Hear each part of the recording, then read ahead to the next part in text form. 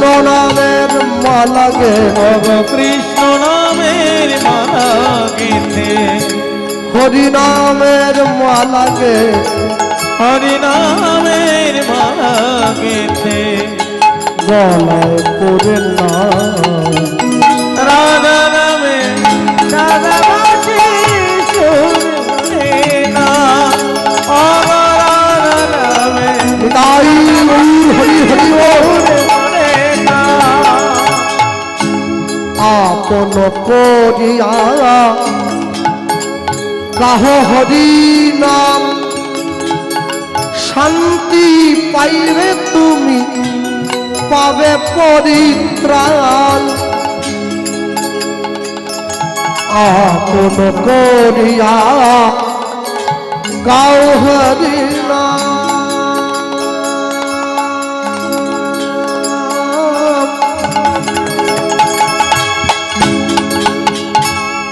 না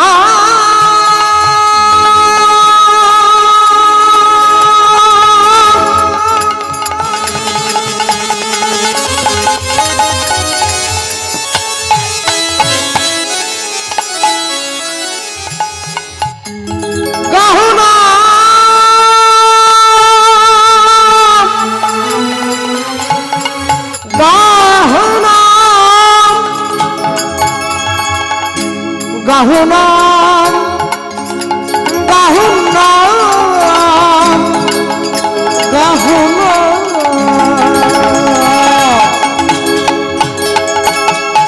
আপন করিয়া গাহ সেই নাম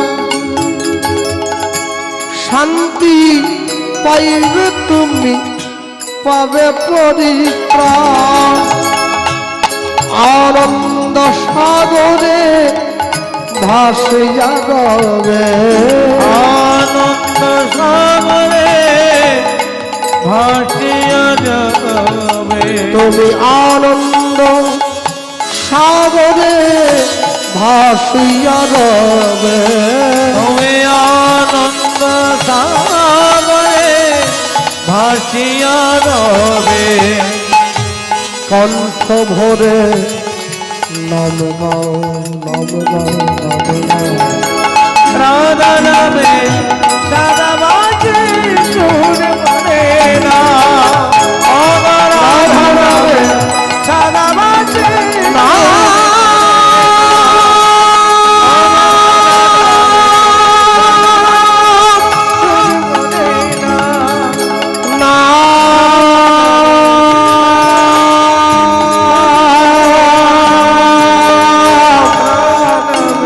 হরি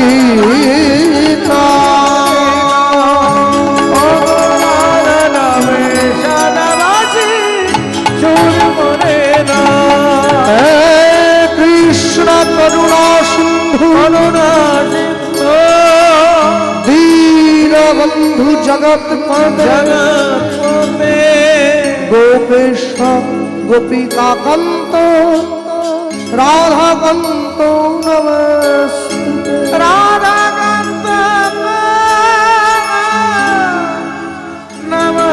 নমস্তুতে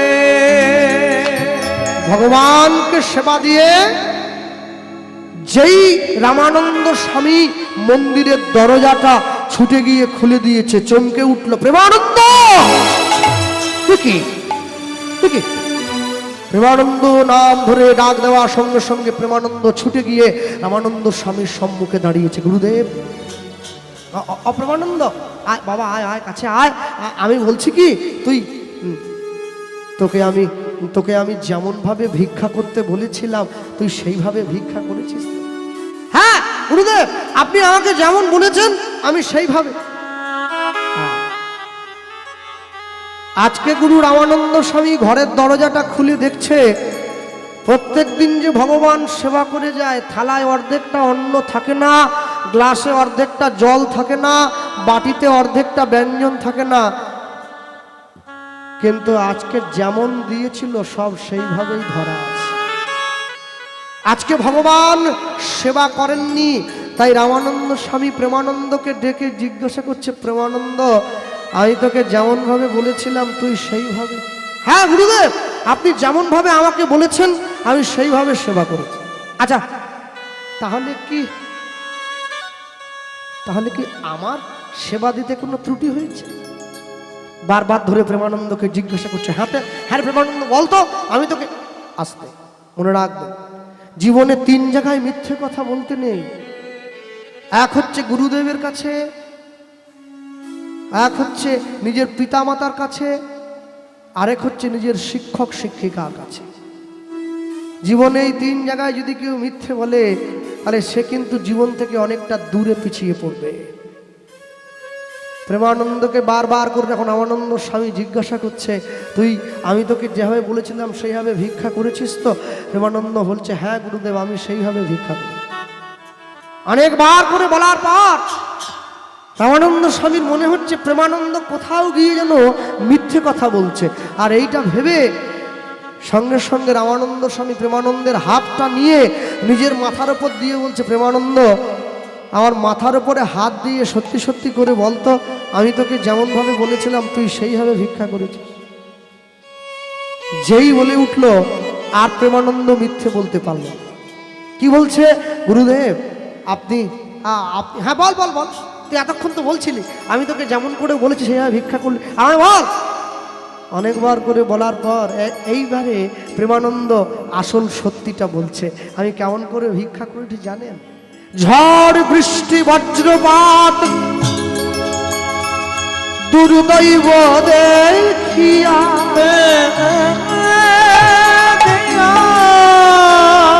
কেমনে পাইব ভিক্ষা, সবাই দিল ফিরাইয়া, সবাই দিল ফিরাইয়া।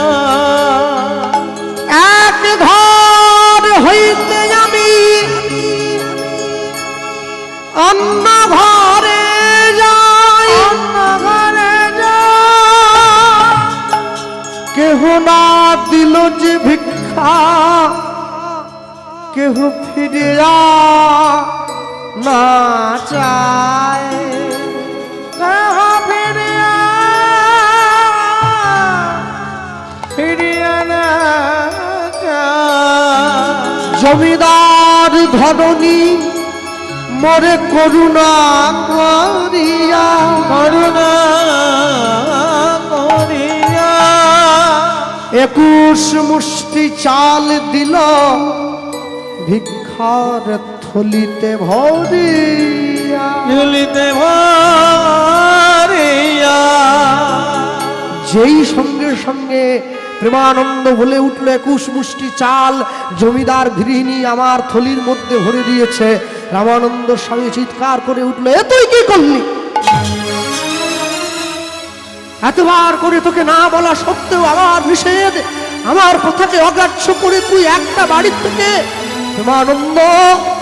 রামানন্দ স্বামী তখন করে হায় হায়,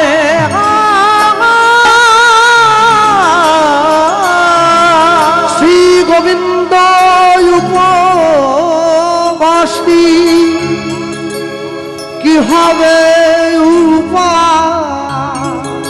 কি হবে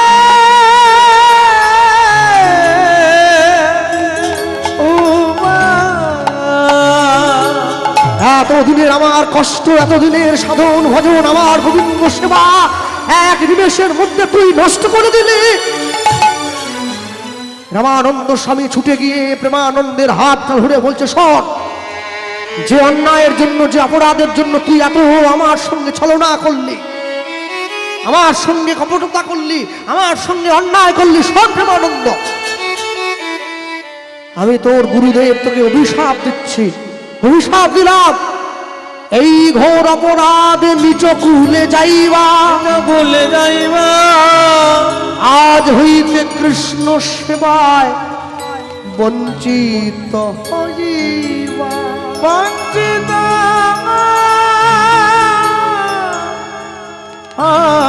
হইবা। এই ঘোর অপরাধে নিচ কুলে যাইবা, আজ হইতে কৃষ্ণ সেবায় বঞ্চিত হইবা। পরবর্তী জীবনে তোমার যেখানে জন্ম হোক প্রেমানন্দ, তোমার জন্মটা নিচু ঘরে জন্ম হবে, আর ব্রাহ্মণ ঘরে নয়। প্রেমানন্দ ছুটে গিয়ে গুরুদেবের চরণটা জড়িয়ে ধরে বলছে, গুরুদেব আমার নিচু ঘরে জন্ম হোক, আমার দুঃখ নাই। আমি চণ্ডালের ঘরে যাই, তাতে আমার দুঃখ নেই। আমি কৃষ্ণ সেবায় বঞ্চিত হব, তাতে আমার দুঃখ নেই। আমার দুঃখটা কিসে জানেন? আমি যেন আপনার চরণ ছাড়া না হই। প্রেমানন্দ গিয়ে রামানন্দ স্বামীর চরণটা জড়িয়ে ধরেছে। রাগে গড়গড় করে রামানন্দ স্বামী বলে উঠল, আমার পাটা ছাড়, পাটা ছাড়। অনেক করে বলার পর যখন প্রেমানন্দ পাটা ছাড়ছে না, রামানন্দ স্বামী কাঠের খড়মটা নিয়ে এসে প্রেমানন্দের পৃষ্ঠে আঘাত করছে। পাছা পাটা ছাড়, বারবার ধরে আঘাত করছে। প্রেমানন্দের কোমল পৃষ্ঠ দেশটা ফেটে গিয়ে দরদর করে রক্ত গড়িয়ে পড়ছে। যন্ত্রণায়, দুঃখে, ব্যথায় অস্থির হয়ে প্রেমানন্দ রামানন্দ স্বামীর পাটা ছেড়ে দিয়েছে। দূর হয়ে যা, আমার আশ্রম থেকে দূর হয়ে যা, থাকবি না, যা।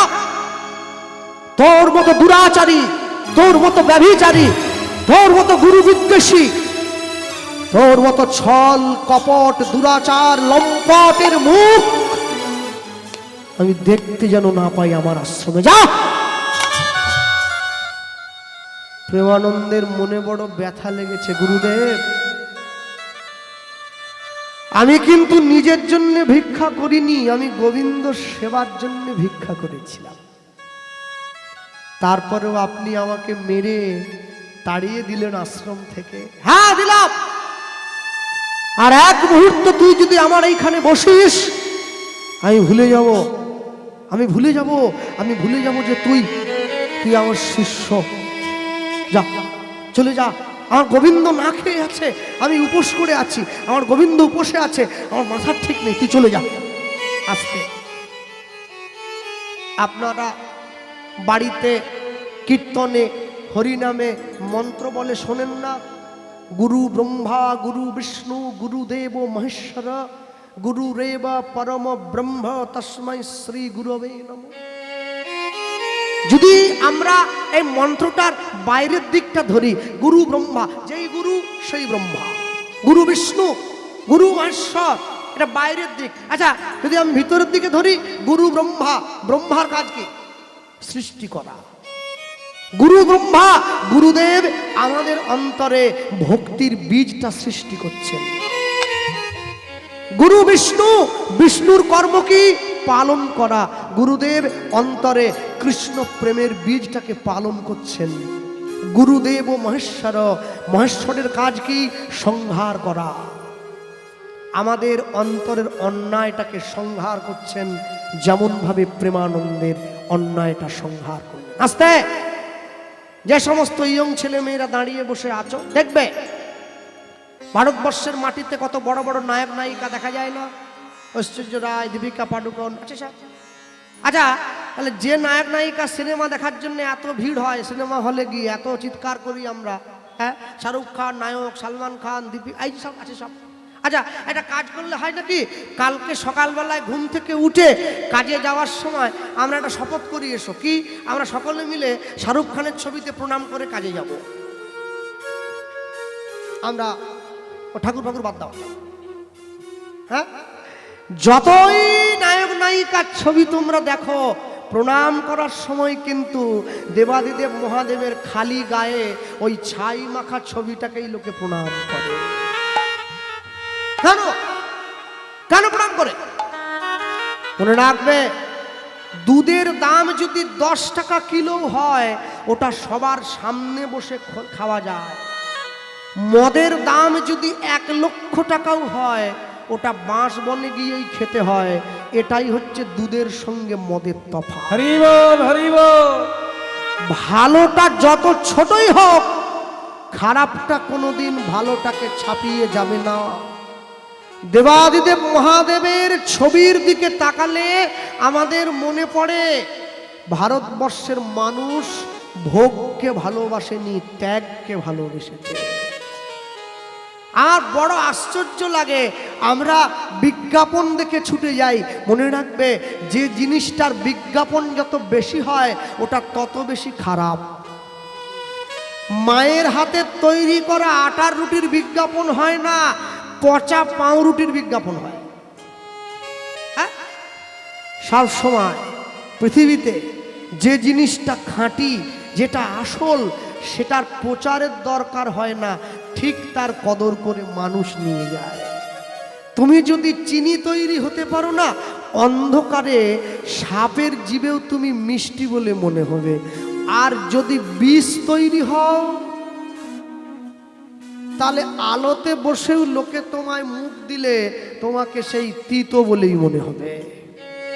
হ্যাঁ, আমার তো 365 দিনের মধ্যে 200 দিন ছুটে বেড়ানো কীর্তনের জন্য। এই 200 দিনের মধ্যে 100 দিন 24 পরগনা। তাই কলকাতা পেরিয়ে আসা যাওয়া করতে করতে পুলিশগুলোর সঙ্গে একটা পরিচয় হয়েছে, খুব সুন্দর জানেন। ওরা দেখলেই চিনে যায়, আমার গাড়িতে নাম লেখা নেই, ও দেখলেই বোঝে।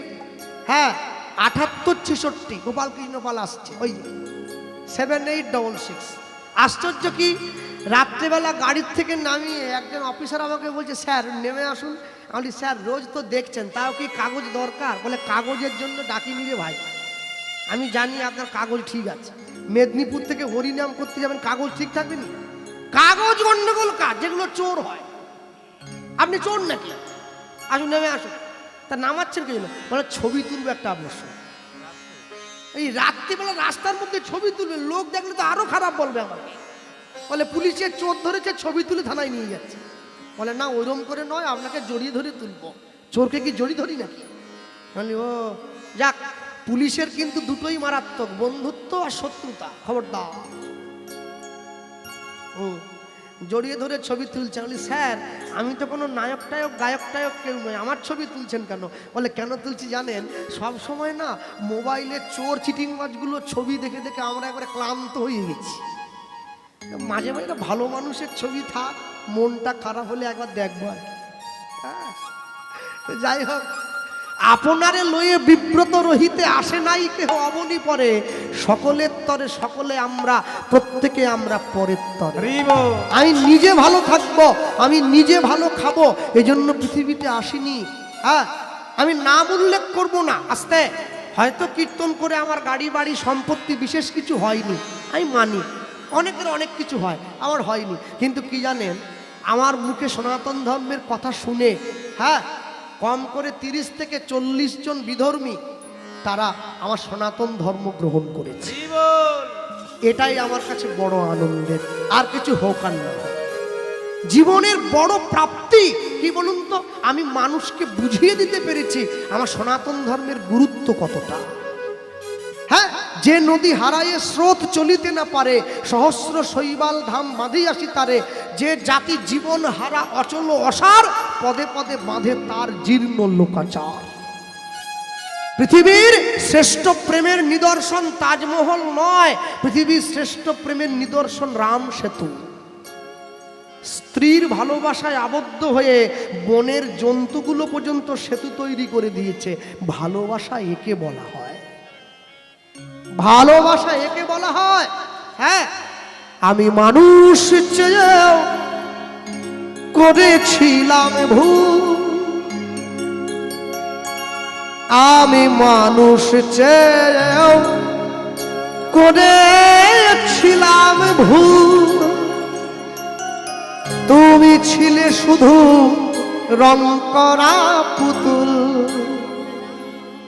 আমি মানুষ চেয়েও করেছিলাম ভুল। তুমি ছিলে শুধু রং করা পুতুল, আমার ভুল ভাঙাতে মনের ওপর পর্দা দিলে টেনে। আমি দুঃখ পেলে খুশি হলাম জেনে, আমি দুঃখ পেলে খুশি হলাম জেনে। এই যে মায়েরা বসে আছেন, নিজের বাড়ির সন্তানদেরকে সনাতনী শিক্ষায় সংস্কারে আবদ্ধ করবেন। প্রত্যেকে তুলসীর মালা গলায় পরবেন। অনেকে আমায় বলে, কৃষ্ণবাবু আমরা যে মাছ খাই, খান না। সব খাবেন, যার যা মনে চায় তাই খাবেন।